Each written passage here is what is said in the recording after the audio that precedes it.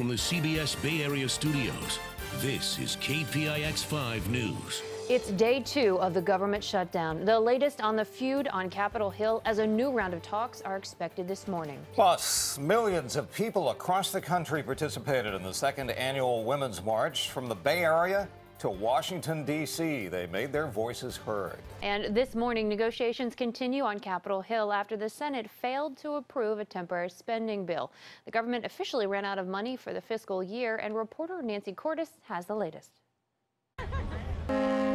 Locked gates and shutdown signs greeted visitors today at the Statue of Liberty, Ellis Island, and the Liberty Bell, as half of the military's civilian workforce was furloughed and the National Institutes of Health interrupted medical research. Already, funding is in jeopardy for our veterans.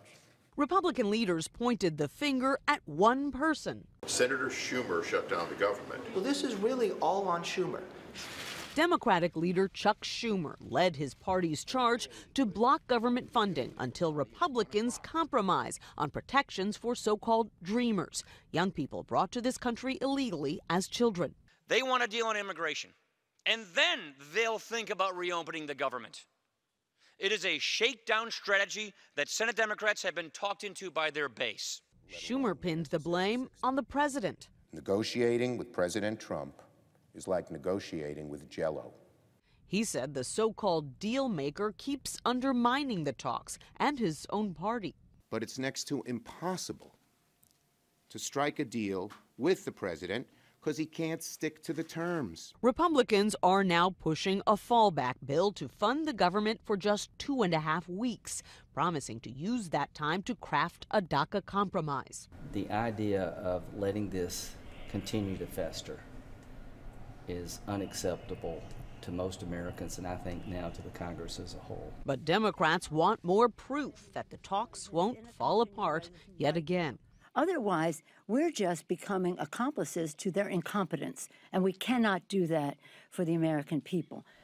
Negotiations continue, but at this point, there are no votes scheduled in the House or Senate, which makes it look increasingly likely that this shutdown will stretch on for at least another day. Nancy Cordes, CBS News, Capitol Hill. And this morning, President Trump tweeted, "Great to see how hard Republicans are fighting for our military and safety at the border. The Dems just want illegal immigrants to pour into our nation unchecked. If stalemate continues, Republicans should go to 51% nuclear option and vote on real long-term budget, no CRs." Now, on the nuclear option the president referred to there, he appears to be talking about a threat to change the rules of the Senate so that 60 votes are no longer needed to close debate and pass certain legislation.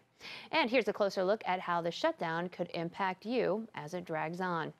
Now, this morning, many national parks and monuments are closed, as well as the Centers for Disease Control. And tomorrow morning, services like passport and visa processing will slow down or stop as hundreds of thousands of federal workers are furloughed. And so what's not going to close? Federal courts will stay open, law enforcement agencies and the military will stay on duty, although they won't be paid. Social Security and Medicare will continue to operate, at least for now, and the U.S. Postal Service will keep delivering your mail. They have a budget that's separate from the overall government. Shutdown's already having an impact here in the Bay Area. This morning in San Francisco, for instance, the gates are locked at Fort Funston. But it's not stopping the dogs. We spotted both people and the dogs passing right through the locked gate yesterday. Not hard to do, despite the closure. Also, Muir Woods up in Marin County will be closed to the public because of the shutdown. Alcatraz is staying open on a limited basis, though. Daytime ferry service is still operating as per usual, but all evening tours are being canceled for the time being. And the shutdown has made for some eerie sights at major landmarks across the country. In Washington, D.C., the curtains are drawn at Ford's Theater. And in New York City, both the Statue of Liberty and Ellis Island are closed to the public. And in Philadelphia, the Liberty Bell is off limits, at least until Congress can strike a deal to get the government going again. This morning in San Mateo County, police are looking for 2 robbers who stormed into a bank. Police say the thieves walked into the Chase Bank in Woodside yesterday and demanded money. They were armed with guns and wearing black, but police say they took off with an undisclosed amount of cash, although no one was hurt. And in East Oakland, flames tore through a marijuana grow house. It happened yesterday evening at a warehouse on 44th Avenue. Firefighters say no one was inside when they arrived. Crews did find, though, about 50 marijuana plants. Well, there are new details this morning about those 13 children found living in unimaginable conditions in Southern California. We've learned that all 13 children have diminished mental capacity. The 17-year-old girl who escaped has a first-grade level education. Since being freed, they haven't asked anything about their parents, and 12 of the 13 children kept a journal. Several boxes of them were recovered inside the home. Riverside County workers say they're stunned that nobody had reported the family. We did not get one phone call, nor did the police department.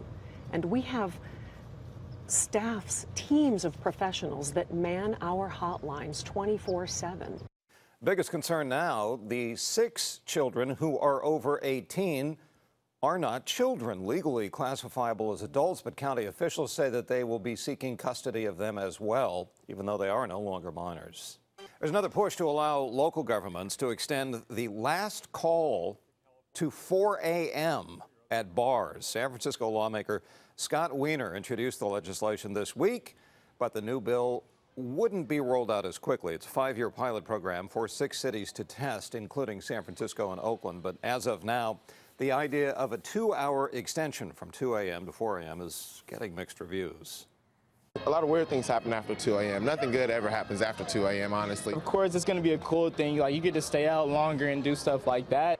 And party-hardy council members say the extension won't be at every bar and restaurant, just a select few. How do they select them? We'll see. And if things get too rowdy, city leaders have the power to turn that clock back to 2 a.m. And the price of California's high-speed rail line is climbing faster than a speeding bullet. The cost estimate for Phase 1, the part that's in the Central Valley, has now jumped by 35% to $10.6 billion. The added cost is due to obtaining rights-of-way, adding barriers, and relocating utilities along parts of the first 119-mile segment. And that pushes the overall cost of the project to nearly $67 billion. It was originally projected to cost $40 billion. And flu deaths spiked in California this week. 32 people died, bringing the state total to 74. The same time last year, there were just 14 flu deaths. Here in the Bay Area, the number of flu-related deaths now stands at 25. Well, up in Santa Rosa, a high school that was badly damaged in the Wine Country wildfires will reopen tomorrow. The Tubbs fire tore through Cardinal Newman High School in early October. Now, 22 portable classrooms are in place on campus. Students and teachers will begin using them on Monday, and first responders will join a welcome back celebration. Similar reopenings happened last week at 2 elementary schools in Santa Rosa with help from the North Bay Fire Relief Fund. And an electrical problem will keep Oakland's main library closed today. Now, the outage started on Wednesday when a breaker failed at the building on 14th Street. A contractor is still trying to fix it. And there's also a plan to hook up a generator if necessary. The main library, though, will stay closed. Other branches are open, but without a working computer system. And in Santa Barbara County, crews expect to reopen Highway 101 in Montecito after mudslides killed 21 people in the area. Caltrans says it will open Highway 101 before the Monday morning commute. The highway has been closed for 11 days after a wall of mud and water swept through the city and over the highway. In some areas, Highway 101 was caked with about 8 feet of mud. The NFL will just have to wait for a moment because I had a couple of win streaks on the line from last night. First stop, let's go around the association. Get the camera phones out. Yeah, they were out in full force, Curry fans. Deep in the heart of Texas, Warriors in the road Grays, Rockets defending Draymond Green. Whoa, Dubs came from 17 down to lead the Rockets by 3 late. Warriors winners of 14 straight on the road, up 1, 4 minutes left. P.J. Tucker from the Kona. Rockets up 2. But here's the game. Hand in his face. James Harden, a big shot, as the Rockets won at 116-108 to the battle of the top 2 teams in the West. I'll show you 15-year-old heart condition Make-A-Wish recipient Hayden Bradley. Ceremonial puck drop last night. Sharks, the defending Cup champ. Pittsburgh, third period, Thomas Hertel broke a 1-all tie. Sharks won it last night 2-1 in the rematch of the 2016 Cup final. And Jared Haas last night at Stanford hosted Arizona, Pac-12 first place on the line. Final minute, Wildcats got a clutch bucket from Wally Atkins. Came from 11 points down and beat the Cardinal last night for the 16th straight time, 73-71. Back to the NFL, it is championship day. Jags and the Patriots, who you got? That game right here on KPIX 5 a little bit later on. Fifth quarter post-game show to follow. Vikings and the Eagles. That's the nightcap game. Who you got there? We'll have all the highlights later on in the day.